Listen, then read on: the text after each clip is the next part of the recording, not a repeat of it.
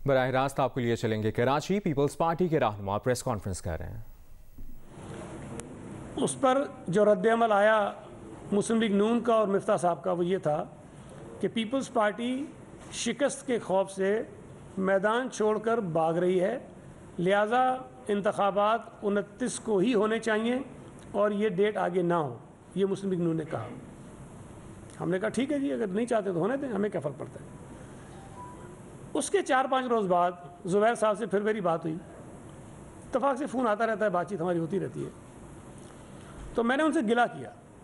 मैंने कहा आप ख़ुद ये कह रहे थे कि जी कोविड है और लोग एहतियात नहीं करते हैं और ये चीज़ें हैं, तो हमने तो नहीं, हेल्थ डिपार्टमेंट ने बहरहाल लिख दिया, लेकिन उसके बाद आपकी जमात ने फिर आके ये कह दिया कि जी हम भाग रहे हैं, कर रहे हैं। तो मैंने उन्हें कहा कि एक बात आपको बता दूं, हम इंतखाबात से भाग नहीं रहे हैं, और अगर आपको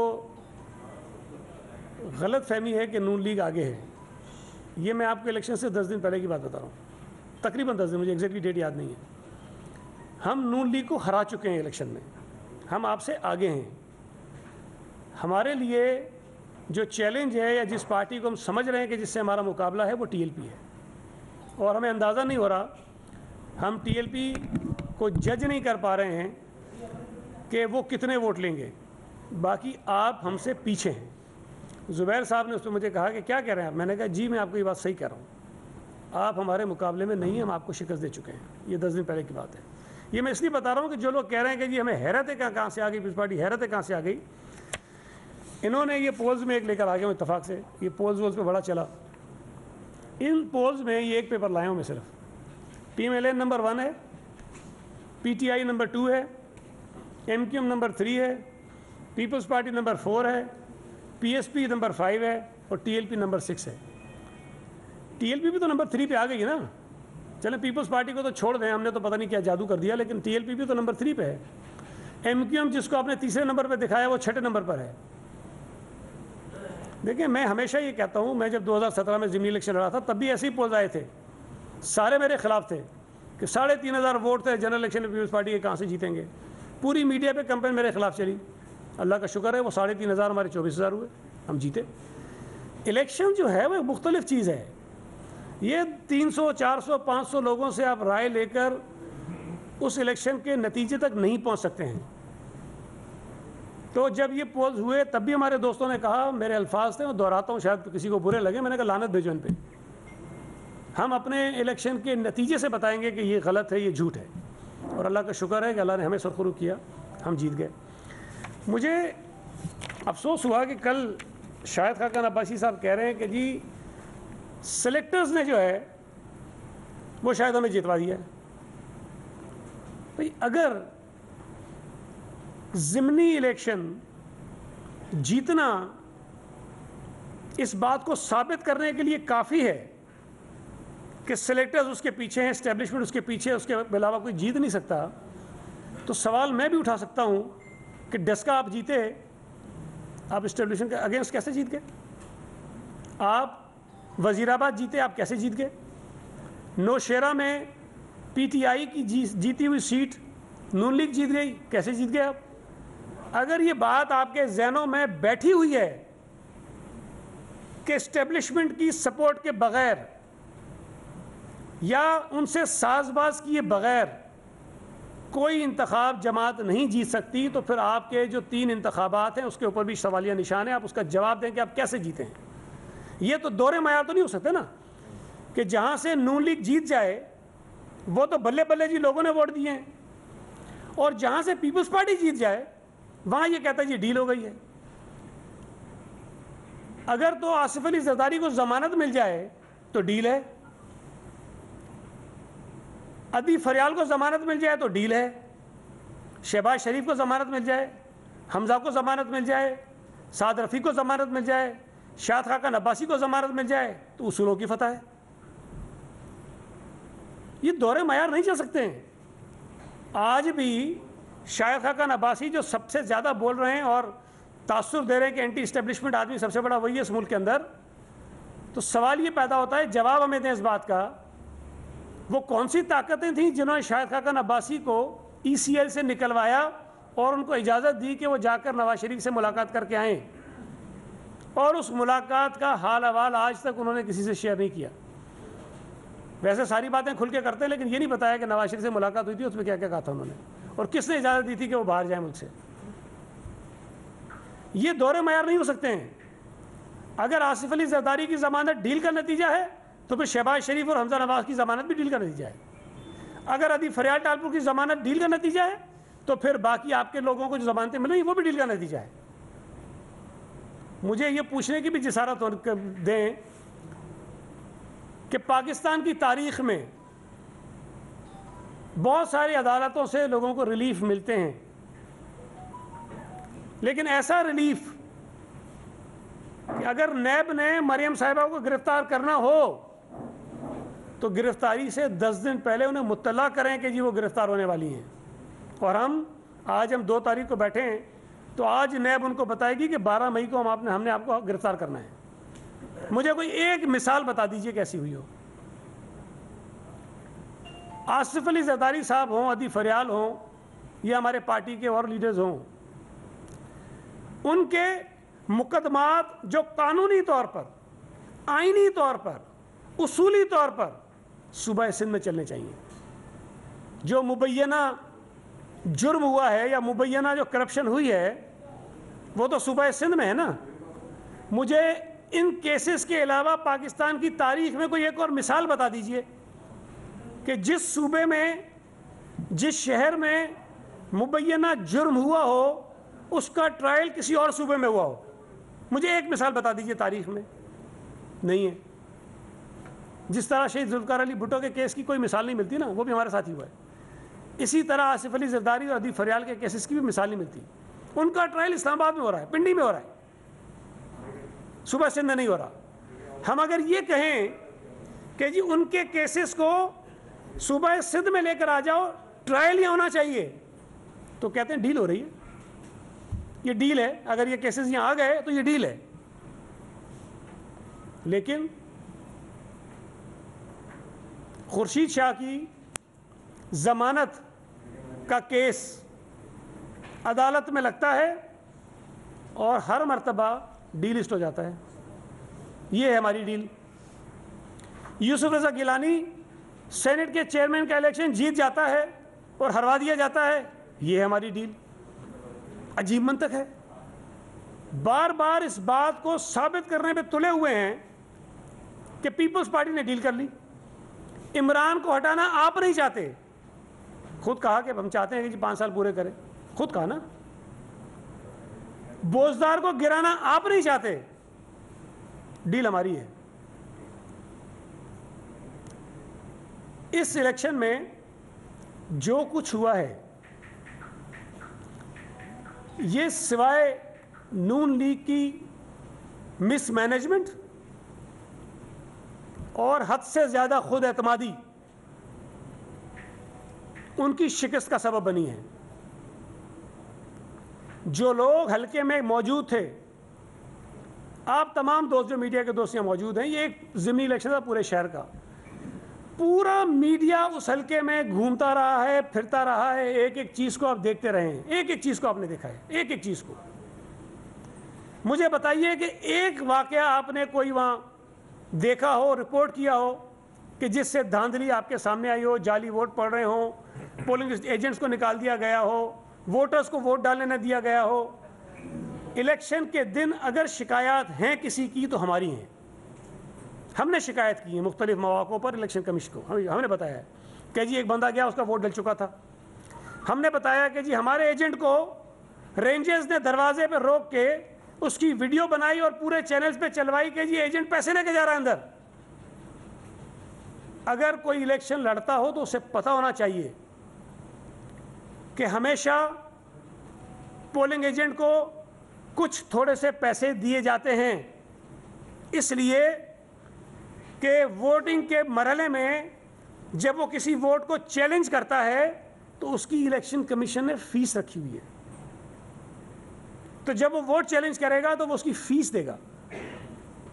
मुझे नहीं पता अब कितनी है, पहले 5-10 रुपये होती थी, शायद 50 रुपये 100 रुपये होगी, मुझे नहीं पता कितनी है, लेकिन कोई फीस है।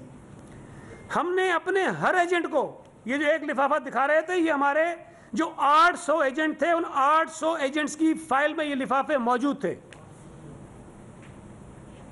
और कोई लाखों रुपए नहीं थे, हजारों रुपए नहीं थे, 100 के नोट थे। कुछ 100 रुपए थे, मुझे नहीं पता 200 होंगे, 300 होंगे, 400 होंगे, 500 होंगे।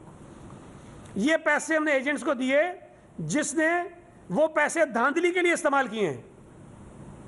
ये एक वीडियो बना के और फिर पता नहीं पूरी नून लीग इस पे चल पड़ी कि जी ये चला रहे हैं।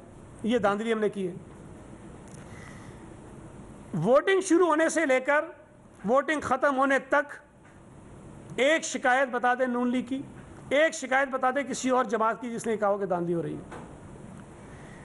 वोटिंग का मरहला खत्म होने से लेकर गिनती का मरहला मुकम्मल होने तक जो पोलिंग स्टेशन में हुआ है, कोई एक शिकायत बता दें कि जिसमें ये कहें कि जी यहां पर वो काउंटिंग के दौरान धांधली हुई है।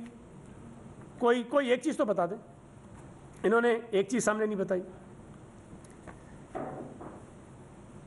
जब तक टीवी पर जो नतीजा आता रहा, जिसमें मिफ्ता साहब मुबैना तौर पर आगे थे, तब तक कोई शिकायत नहीं थी, कोई शिकायत नहीं थी। सवाल तो हमारा बनता है कि इलेक्शन के मरहले को ख़त्म होने के बाद चलें जी गिनती भी हुई, हमारे पास भी नताइज पूरे नहीं थे, उनके पास भी नहीं होंगे, इलेक्शन कमीशन में जा रहे थे। इन्होंने ये 8-9 बजे जीत का जश्न किस बुनियाद पर मनाया था? कौन सा रिजल्ट इनके हाथ में था? इलेक्शन कमीशन ने इनको दिया था, इनके पोलिंग एजेंट्स ने फॉर्म 45 इनको दिए थे।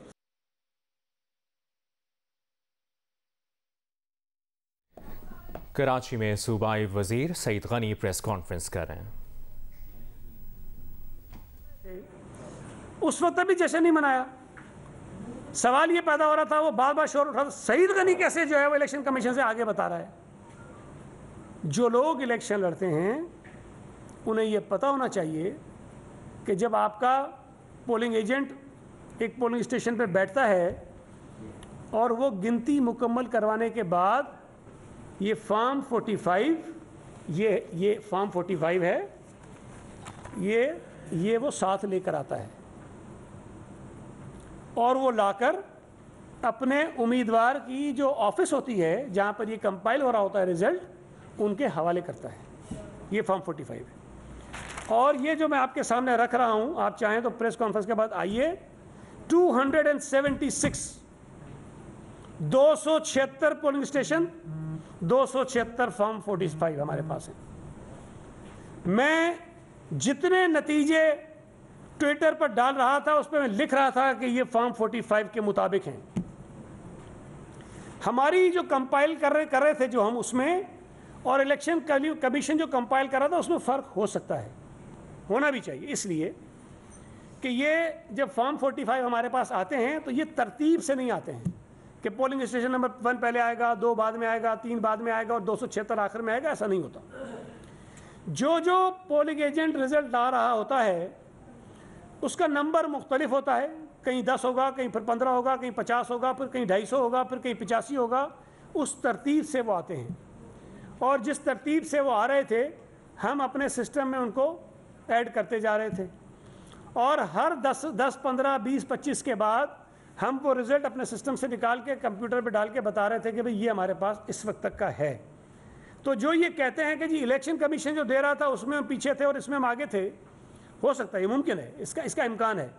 और मैं आपको बता रहा हूँ कि हमारे पास जो हम कंपाइल कर रहे थे उसमें किसी भी मौके पर PMLN हमसे आगे नहीं निकली, TLP हमसे आगे निकली, वो भी मेरे पास है। जो कंपाइल हम कर रहे थे उसकी जो स्क्रीनशॉट है वो मेरे पास मौजूद है। TLP ज़रूर हमसे आगे निकली इसलिए कि वो 1-2 यूसीज ऐसी थी जहाँ TLP का ज़्यादा असर था और उनके बहुत वोट वहाँ से निकले। तो जब उन यूसीज का रिजल्ट आया तो हम पीछे चले गए, TLP आगे चली गई। उस वक्त भी हम पहले नंबर पे, TLP पहले पे थी, हम दूसरे पे थे, नून तीसरे पे थी।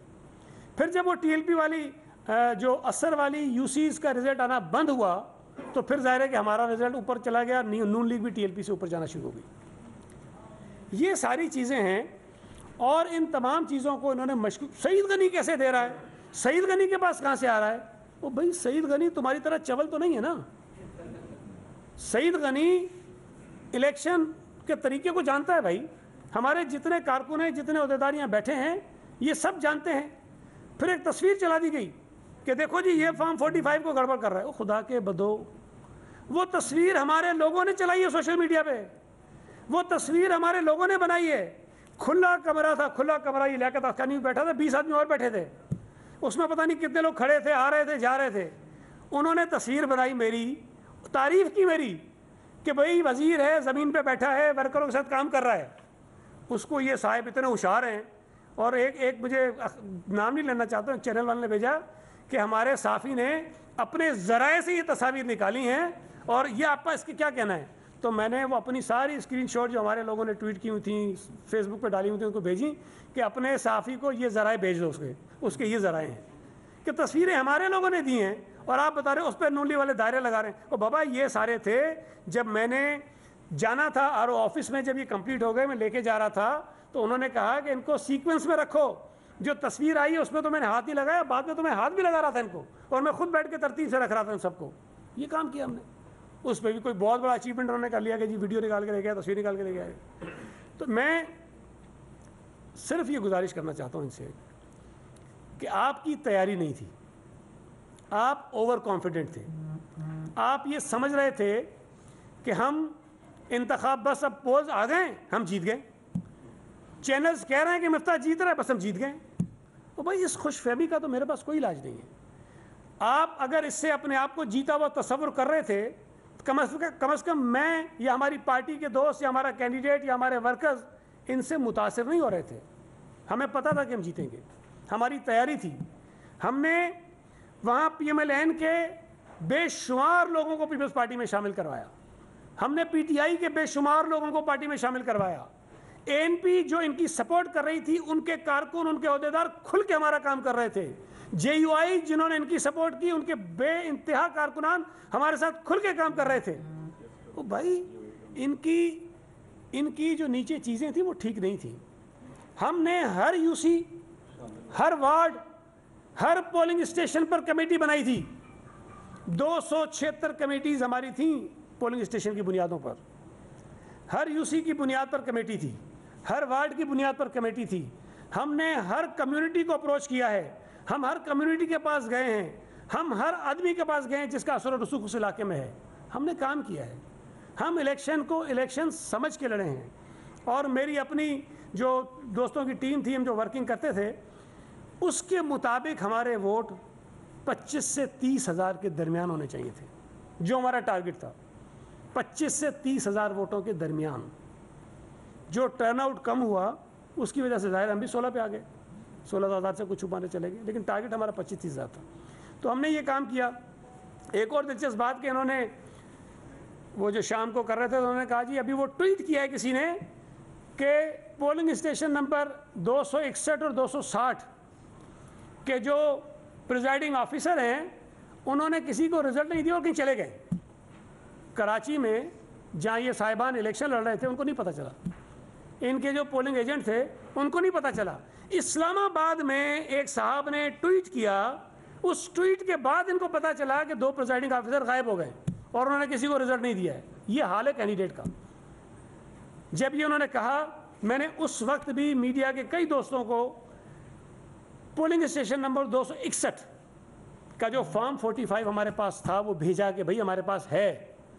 और 260 का जो था, उस प्रिजाइडिंग ऑफिसर ने ये किया कि उसने किसी को कॉपी नहीं दी, उसने बाहर दीवार के ऊपर फॉर्म 45 लगा दिया और ये कहा कि जी इसकी तस्वीरें बना लो। हमारे पास भी वो तस्वीर आई, हमने उसका प्रिंट आउट निकाला और अपने रिकॉर्ड में उसको रखा। तो उसकी तस्वीर आई, किसी के पास नहीं थी, हमारे पास भी नहीं थी। तस्वीर आई और 261 हमारे पास आया। तो इनको अंदाज़ा ही नहीं था, इनको पता ही नहीं था कि ये सब कुछ जो है हो क्या रहा है इलेक्शन में और किस तरह से काम हुआ है। मैं आखिरी बात सिर्फ ये गुजारिश करता हूँ, उसके बाद आप सवाल कर लें या वकार भाई भी बात करना चाहेंगे। पाकिस्तान पीपल्स पार्टी पर इंतखाबात में धांधली का इल्ज़ाम लगाना इतना मज़ाक़ खेज़ है, इतना मज़ाक़ खेज़ है कि मैं शायद किसी की मिसाल भी नहीं दे सकता। उस पर मिसाल दूंगा तो शायद उनको बहुत बुरी लगेगी। हम 1988 से लेकर 2018 तक हर इंतखाब में विक्टिम रहे हैं धांधली का। 88 में हमारी हुकूमत बनी, धांधली का विक्टिम हम थे। 93 में हमारी हुकूमत बनी, धांधली का विक्टिम जो थे हम थे। 2008 में हमारी हुकूमत बनी, धांधली का विक्टिम हम थे। अब गौर कीजिए कि अगर धांधली के विक्टिम हम थे तो बेनिफिशियरी कौन था? बेनिफिशियरी वो थे जो आज हम पे इल्ज़ाम लगा रहे हैं कि हमने धांधली की है। पीपल्स पार्टी ने तो कभी धांधली करने की कोशिश नहीं की, सोचा नहीं। हम तो धांधली से बचाने के लिए लड़ते हैं कि भाई खुदा के लिए हमारे साथ धांधली ना हो, हम अपने वोटों को बचाएं। अगर वोटों को बचाना धांधली है, अगर कोई प्लान करके इलेक्शन लड़ना धांधली है, तो ये धांधली फिर हम करते रहेंगे भाई। ये तो की हमने, आइंदा भी करेंगे। तो मैं ये समझता हूँ कि कोई और हमसे ज़्यादा पारसा जो कभी धांधली ज़दा इलेक्शन के नतीजे में हुकूमतों में ना आया हो, वो हम पे उंगली उठाए। जिनका माजी ये हो कि वो धांधली ज़दा इंतखाबात के नतीजे में जीतते हों, चाहे वो 88 में पंजाब की हुकूमत हो, चाहे वो 90 की वफाकी हुकूमत हो, चाहे वो 93 में इनकी जो सीटें बढ़ी वो हों, चाहे 97 का इलेक्शन हो, चाहे 2002 में तो चले भागे थे ये, 2013 का इलेक्शन हो, 2008 में भी हम विक्टिम थे, ये बेनिफिशियरी थे। पीपल्स पार्टी की सीटें पंजाब में इनको दी गई, मुशर्रफ ने इनको दी ताकि ये हम दोनों लड़ें आपस में, जो मुस्लिम लीग और पीपल्स पार्टी। हमने उस वक्त भी दरगुजर की, हमने उस वक्त भी बड़े दिल का मुजाहरा किया कि चलें ठीक है, हम आगे बढ़ते हैं और सिलसिले को आगे बढ़ाते हैं, निज़ाम को चलना चाहिए। हमने बर्दाश्त किया। भाई कोई एक मौका तो मुझे बताओ ना कि आपने धांधली के सामने लड़ते हुए हुकूमत बनाई हो। एक मौका मुझे बताओ, कभी नहीं हुआ है। तो कम से कम हम पे इल्ज़ाम ना लगाएं।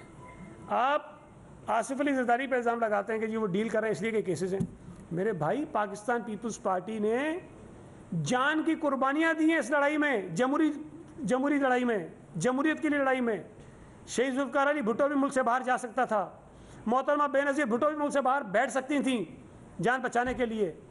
सबको अपनी जान अजीज़ है, उनके बच्चों को भी अपने वालिदैन की जान का ख्याल रखना चाहिए। मुझे इस पर गिला नहीं है, बिल्कुल ख्याल करना चाहिए, लेकिन फिर दावे नहीं करने चाहिए, दावे नहीं करने चाहिए।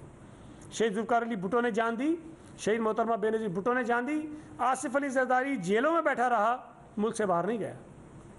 तो हम पे कम से कम ये इल्ज़ाम ना लगाएं कि हम अपनी मुश्किलात से डर कर, हम अपनी आसानियों के लिए, हम जेल के खौफ से, हम जान के खौफ से, हम कोई और चीज़ों के लिए कोई ऐसी डील करेंगे जिससे आपको ये मौका मिले कि आप कहें कि जी हम भी सिलेक्टर्स बन गए। तो जो सिलेक्टर्स बने, जो वक्ती तौर पे खामोश हुए, जिन्होंने मुल्क से बाहर जाने के फ़ायदे लिए, जिनको रिलीफ मिले, वो कम से कम हम पे इल्ज़ाम ना लगाएं। मैं सिर्फ एक गुजारिश करूँगा, एक चार्ट बनाइए कि किस किस ने डील के ज़रिए क्या क्या फ़ायदे उठाए 88 से लेके अब तक। अगर हमारे नंबर ज़्यादा हुए हम पे इल्ज़ाम लगाइएगा, लेकिन अगर आपके नंबर हमसे बहुत ज़्यादा हुए तो कम से कम हम पे इल्ज़ाम नहीं लगाइएगा। वकार भाई बात एक मिनट, ये इरशाद एक सेकंड, इरशाद अब्बासी ने कल बड़ा इल्ज़ाम लगाया और कहा कि आप लोगों ने बड़ी धांधली की, लेकिन उन्होंने आपकी जो लीडरशिप है बिलावल भुट्टो ज़रदारी को बाकायदा कहते हुए कहा कि वो अपने कद काट के मुताबिक जो है बयान दिया कह रहे। दूसरा, स्कूल की अगर बात होती है और फैसला आता है, क्या पीपल्स पार्टी की क़यादत इसके लिए तैयार है? देखें, एक तो शाहिद खाकान अब्बासी का जिस्मानी कद तो बहुत बड़ा है, ज़ाहिर है उसका तो मुकाबला नहीं कर सकते हैं। अल्लाह की देने में क्या कर सकता हूँ उसमें? 7 फुट का आदमी है, मैं पौने 6 फुट का आदमी मैं इसमें क्या कर सकता हूँ? लेकिन इस वक्त पाकिस्तान में पॉलिटिकल मैच्योरिटी के हवाले से अगर आप देखेंगे तो मैं ये समझता हूँ कि बिलावल भुट्टो ज़रदारी का कद सबसे बड़ा है, और ये अपने बुज़ुर्ग रहनुमाओं को मिला लें या किसी को मिला लें, उनका कद काट इतना नहीं है। शाहिद खाकान अब्बासी साहब ने ये कह दिया कि धांधली की है। मैं आपके ज़रिए पूछना चाहता हूँ कि कोई एक पोलिंग स्टेशन का नंबर तो बताएं कि जी ये पोलिंग स्टेशन है जहाँ पर धांधली हुई है, कोई एक बता दें, कोई एक। वो इनके एक साहब कह रहे थे जी सईद गनी वज़ीर तालीम है और इन्होंने सारा अमला अपना लगवा दिया। भाई अगर सारा अमला मैंने लगवाया होता अपनी मर्ज़ी से। आपके पास ये फॉर्म 48 है, पता नहीं मिला है आपको, नहीं मिला है, ज़रा कॉपी ले लीजिएगा उसकी, जिसमें ये सारा पोलिंग स्टेशन वाइज रिज़ल्ट होता है, ज़रा ले लीजिएगा। तो फिर हर पोलिंग स्टेशन पे हमारा मार्जिन बहुत ज़्यादा होता। हमारे वोट कहीं पे 10, कहीं पे 12, कहीं पे 7, कहीं पे 15, कहीं पे 6, कहीं पे 1, कहीं पे 2 नहीं होते, बहुत ज़्यादा होते ना। अगर हम ये सारा इस तरह से मैनेज करके अपने प्रिजाइडिंग ऑफिसर अपना अमला बिठाते तो ज़ाहिर बिठाने के पीछे हमारा कोई मकसद होता, और मकसद ये होता कि हम वोट निकालें। तो अगर आप उसका जायज़ा लेंगे फॉर्म 48 का, जिसमें हर पोलिंग स्टेशन के वोट्स होते हैं, तो आपको अंदाज़ा हो जाएगा कि शायद ये जो कह रहे हैं उसमें कोई वज़न नहीं है। जो दूसरी बात आपने कही रीपोलिंग की, देखिए मैं तो अपनी पार्टी को ये कह रहा हूँ, मेरे पास इख्तियार नहीं है फ़ैसला करने का। फ़ैसला ये मेरे बाद दोस्त जो बैठे हैं उम्मीदवार, ये हमारी पार्टी की मुशावरत से करेंगे, इसलिए कि ये सबसे बड़े स्टेक होल्डर ये हैं, ये एक मुंतखब MNA हैं।